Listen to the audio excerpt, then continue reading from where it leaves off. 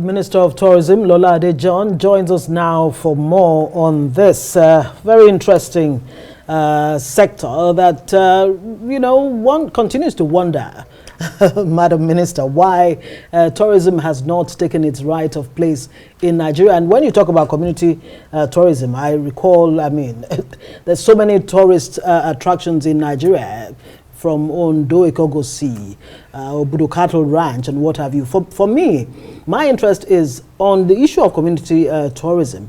How do you ensure that those communities actually benefit, economically or commercially to themselves, and then, of course, to the rest of the country? What's the strategy? Thank you. It's for Nigeria, and also in the presidency, it's been very clear that tourism should be the #1 revenue generator for Nigeria. It should surpass the oil and gas industry, the revenue from the oil and gas industry. And so we looked at tourism in general because we're separated from culture.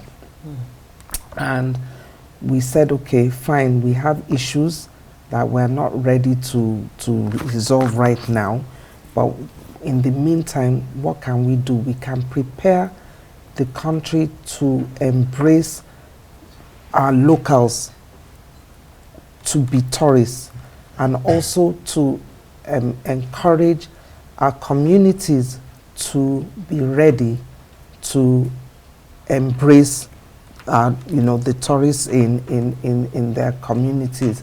And so we started with what we call first and foremost, we have what we call the doctrine according to tourism. And in this doctrine, we believe that at the community level, every single community in this country can accommodate, can entertain, and can tell the stories of the community itself. The hardened tourists don't need fancy hotels. They just need a bed to sleep on. And so the community gets the revenue, self-revenue, from just feeding, housing the tourists, renting out his room or the bed for the night. And, in the night, they entertain the guests, with the firelight. They look for the cook, the person that makes the best pounded yam and vegetable soup. And they tell the stories of the community and what is available. It sounds simplistic, but it can be done. Yeah, I already saw the picture because first we are a communal people. We're lovely people, irrespective, and we've seen how from across states and people who are from other parts of the country have been so welcomed. We have our NYC stories to tell. We have our job stories to tell. But now, how do you help ensure that there is some kind of simplistic way of getting into Nigeria by the outside tourist? Because I sort of see your ministry working with other ministries like that of Interior, whether you'll be talking about some countries and some categories of persons for visa on arrival and the like. So how are you putting this in perspective? Because that should be the first before the community people who will be working as tourist guide. Well, for inbound tourists, there are many factors that affect experience. First thing is getting the visa. The Ministry of Interior has pledged that they will be able to get visas online. The visa on arrival is a different story, but if it is available online, then it makes life easier. In fact, we're even planning to go the next step. The request we have, that is from tourism, is to find out if it is possible for African tourists or people that have African visas they can come to Nigeria.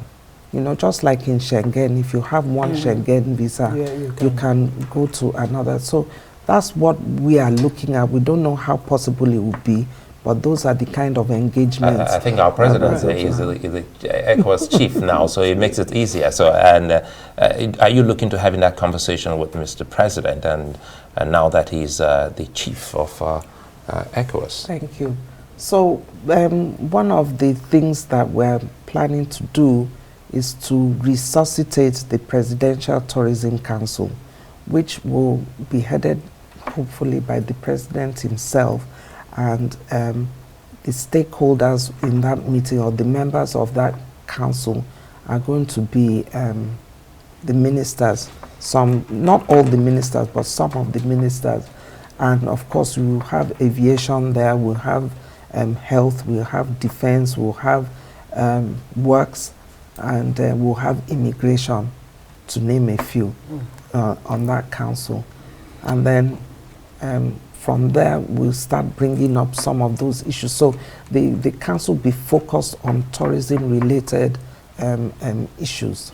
Right, but before both inbound and, you know, outbound tourists or incoming tourists from abroad can come in, you must develop the tourism potentials that you have on ground. Yes. And I mentioned a few earlier. Yes. What's the plan to develop those tourist sites?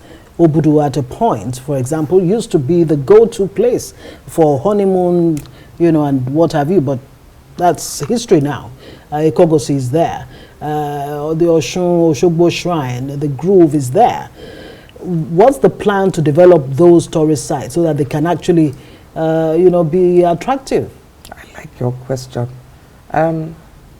Because of the president's renewed hope agenda, almost every state they're going big on tourism. You've said it, we've been to Ikogosi. That was a community-based engagement, and they were involved in from grandfather to grandchild. They're involved in the development. They cleared the place.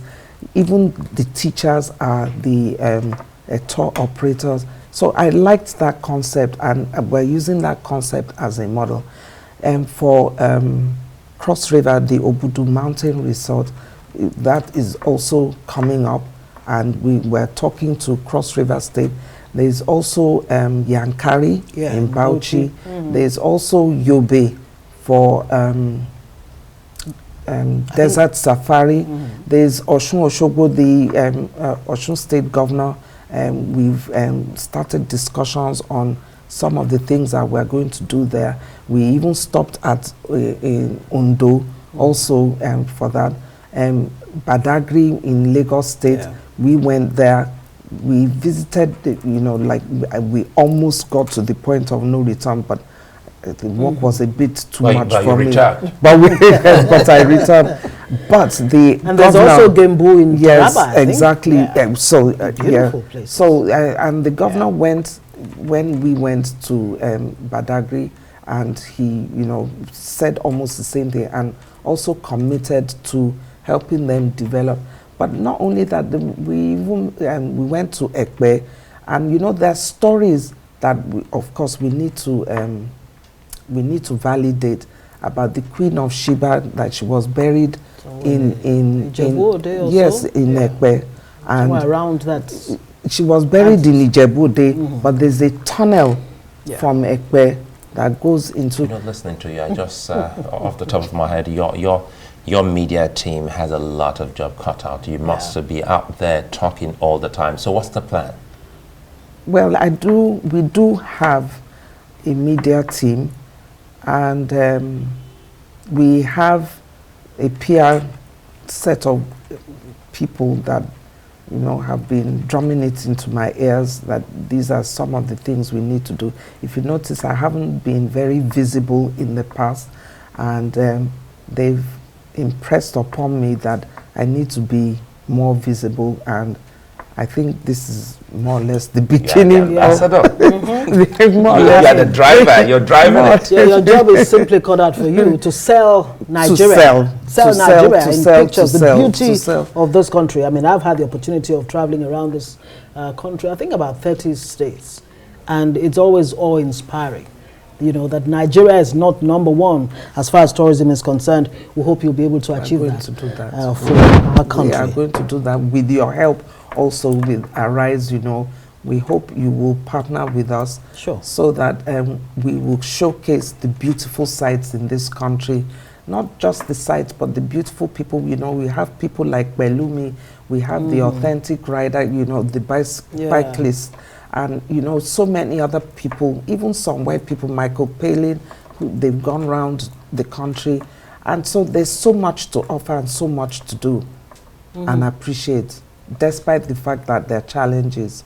And trust me, we're right with you on that. We'd like to thank you for your time. Thank you very much. For choosing to be the #1 brand ambassador and coming to talk on this. Lola, Ade-John, many thanks for coming on Newsnight. Thank you. It was my pleasure.